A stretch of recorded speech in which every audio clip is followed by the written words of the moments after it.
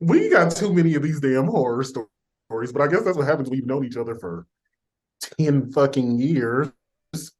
Well, I guess we met in 2012, actually.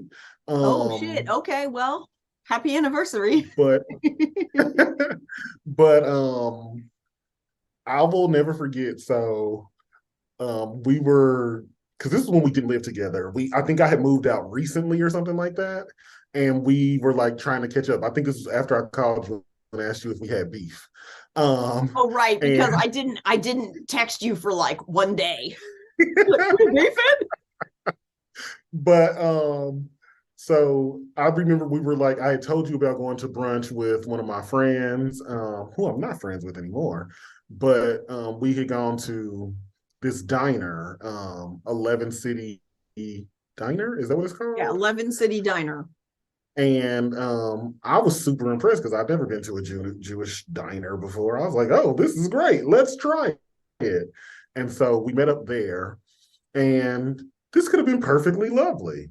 You know, you asked some questions, and they were like making promises, and then the shit hit the fan, and you can take it away.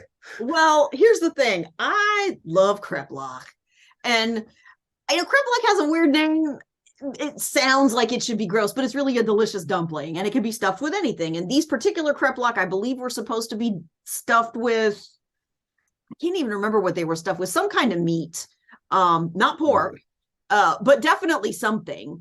And I was so excited about these kreplach. Now, sometimes kreplach can be served in soup, and sometimes kreplach are just fried. And I was like, yeah, bitch, let's get like as many kreplach into my face as possible. I'm very excited about this.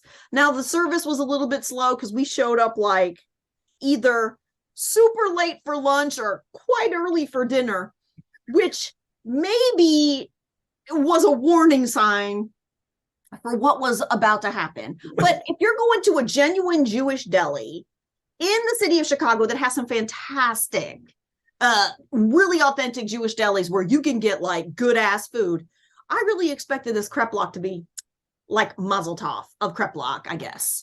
Okay. But 'twas not to be. These kreplach, shall I say that were they mashugana? Because they weren't right. Here's what they did. They took these kreplach and instead of heating them up in the pan, they microwaved them.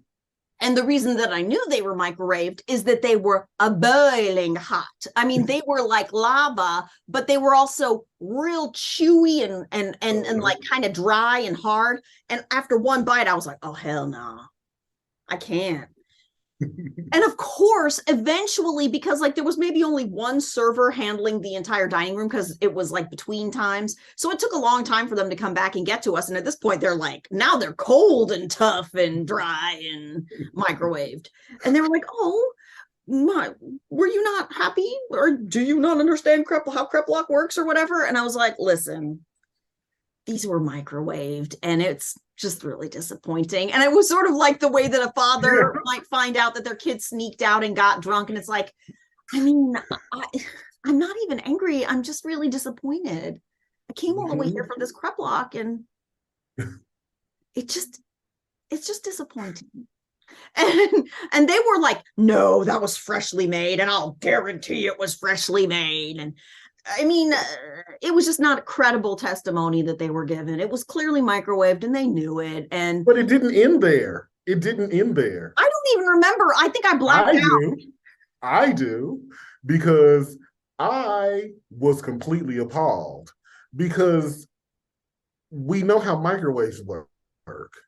We also know how fryers work and frying pans work. And so the server argued with you and then again brought over a manager that nobody asked for. This never ends We didn't well. even ask for it to be taken off the check or anything like that. We were just like trying to get the check and leave. And then here comes this manager, and he immediately is like on 10, as if somebody smacked his mama or something like that. And it's like, chill out, fam. Like, nobody's bothering you. So, he's like, so, I take it you didn't like the food or whatever. And Kimber was like, I didn't enjoy it because I read that they were fried, and this was clearly not fried? And he was like, well, they're always fried fresh. And Kimber said, maybe, but not this time. This was microwaved. And like, he's just trying to go back and forth. And Kimber was like, look, it was microwaved. You may fry them usually. Maybe this person took a shortcut. I'm not trying to disparage your establishment. You know, obviously these aren't direct quotes. So, but like that was the gist. And Kimber was just like, I didn't enjoy it. Maybe other people do. That's fine. It wasn't pleasant to me. And he asked me how I liked it. I hated it. Like it wasn't good. And it wasn't fried. I was expecting it to be fried. It wasn't fried. It was microwaved. And if it was fried, then you gave me some old food and microwaved it. Either way, it was microwaved. And so he was just like trying to go back and forth and back and forth. And I was like, look, we can either pay or we can not pay because we finna leave. And he's like, I have your check. I was like, okay, can we just go? And I remember like, I've never really been like that angry in like a restaurant, except for one time. One time I was very angry in a restaurant. Because you know me, Kimber, but like most people who do know me know that like, one, when I get mad, I get enraged. And because I don't like feeling that, I tend to just be pretty cool. And it takes a lot to get me up there. So we were out for one of my friends. His birthday is in December. And we had gone home for Christmas break. This was in college. And so when we came back, like once everybody was back in Atlanta, he was like, oh, let's go out for my unbirthday dinner. And he like planned this dinner and it was fun. And we went to this place where it was called Steak and Ale. I think they're bankrupt at this point for years at this point. As well, they should be based on what happened. So we go, and I will admit, we were college students, so we were probably assholes. I will say that. We probably were assholes, and it was like 10 of us. And I don't know if we had a reservation. We might have just shown up, but nobody was in there, so it's fine. In my mind back then. Now I would not do that. But at the time, like the woman came out, the server, she came out, she took our order. She was not friendly at all. Like you could tell she was pissed off that she had to get us. So, and like I grew up Black. I know like the stereotype about Black people not tipping and stuff like that. And so we all just like, we always tipped. And because we were trying to like combat that stereotype, we always over tipped as broke ass college students. So, but because we know how much money we got, we know exactly what we want. We've been studying this menu for days. So we go in there, we order our drinks and stuff like that. She mixes up the drinks. Then she doesn't actually put in the unbirthday boy's order. Like she didn't put his into the system. So she's bringing out food and she's handing people the wrong food, but which is fine. We just like spread it, like pass it around or whatever. And then we're all like, okay, but where's his steak? And she's like, this is everything that y'all ordered. And we're like, no, it's not. He definitely ordered a steak. And at that point, why is it an argument? Even if we didn't order it before, order in and flash fire. Go order a steak. Like, whatever. So she sits there and proceeds to argue with us that she knew exactly what she was doing. We lying, like we giving her a hard time. And we're just like, we just want you to go and put in a steak order for him. Like, what is happening? So they also had like karaoke in one part of it for some reason. And I think that's why we ended up going. Like over by the dessert case, they had karaoke. So we go over there, and we're looking at the desserts, and then the unbirthday boy starts to, like, he signs up for karaoke. So then we're all just like, okay, we'll do karaoke. And now I can't sing it all. But I got up there, I did some shit. It was terrible, but it was fun. And so then we went back to our table, to get boxes and stuff like that. The woman comes out and basically throws the boxes at us. And me, I get enraged because that's how I am. Like when I get mad, I'm like 10-0 to the Hulk. And I just like, what the fuck is happening here? That's my favorite shit. What the fuck is happening here? What's going on? And Christine, what is going on? You were shooketh. I was. And so like once I get mad, because I'm the chill one, everybody feels like it's okay to be mad.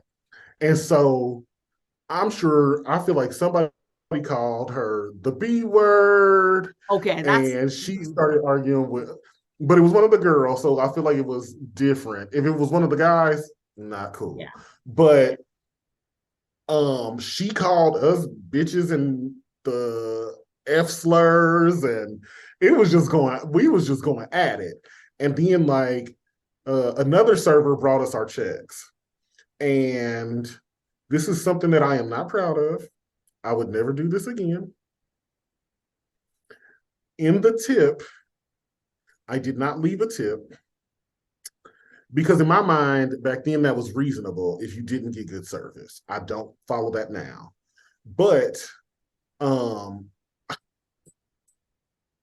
this popped up in my Facebook memories. This is how terrible I was back then. On the tip line, I wrote, "Fire that motherfucker." And that was the tip I wrote. Whoa. Terrible behavior.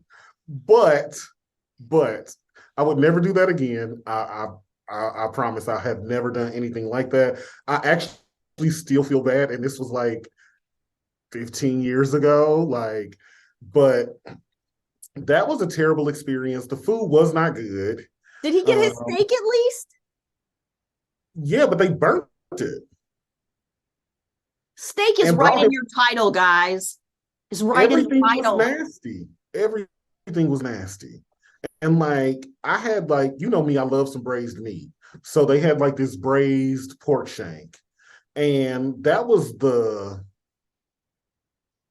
gamiest tasting pork I've ever had in my life. Pork should not taste gamey. Like, I mean, unless it was like caught in the woods and it was like wild boar. And I didn't ask for that. I wanted a domestic pig leg. Like, I don't understand. But if it's gamey, I'm beginning to wonder, was it off? It was, clearly. And that's what I'm saying. It's like, you work in this shitty establishment, like, you mad. And looking back, I understand. Yeah, she wasn't making any money because the food sucked. Right. And really, a tin top showed up with no reservation. But what restaurant, like, it's never a good sign when they have karaoke in an establishment that isn't like the theme is based around karaoke. If you need to have karaoke as a distraction for the quality of the food, that's a problem. But also, I do not need to hear a bunch of drunk people singing in sync songs while I'm trying to eat some steak. I don't want it that way. That's Backstreet Boys, but I also don't want it that way. It was terrible. I do regret like the whole tipping thing. I would never ever do anything like that. I don't think anybody should. She was being a total asshole, but looking back on us, it was probably stressful trying to serve us. Probably. Young people tend to be problematic when they're first beginning to go to restaurants because they don't necessarily have the etiquette. They're ordering for themselves for the first time. Mm-hmm. And because they're broke, they feel entitled to something more because if they're going out to eat, it's special. And it was like our first thing back since like Christmas break. It was our first outing like with our friends. And so like I do regret that. But like that was like the last time I got really enraged in a restaurant. I get a little annoyed sometimes now. But I tend to just like shake it off because it's like working in restaurants is hard as hell. Pre-pandemic, during the pandemic, post-pandemic, well, post-pandemic. since the president said it's over. But on that note, that's enough horror stories for today. And Instead, in we're the going to watch. comments, please, if you have more stories that you would like to share with us, or if there are more stories out there that you think we have, like name a restaurant. We've probably got a story about it, especially if it's a chain-based restaurant or if it's a Chicago-based restaurant. We probably have some kind of story about it. But we would, I do want to point out really quick before we move on that nowadays, as much as I have been requested to go out and lay it out and go ballistic in a restaurant, I simply cannot do it anymore because the people have been through enough. Yes. It's a pandemic. A lot of these people died trying to serve this mediocre food, and I just don't have the heart anymore. Mm-hmm. Even if they serve, I just won't order pancakes in public anymore. I don't know if I Exactly. can. I just don't know if I can. We'll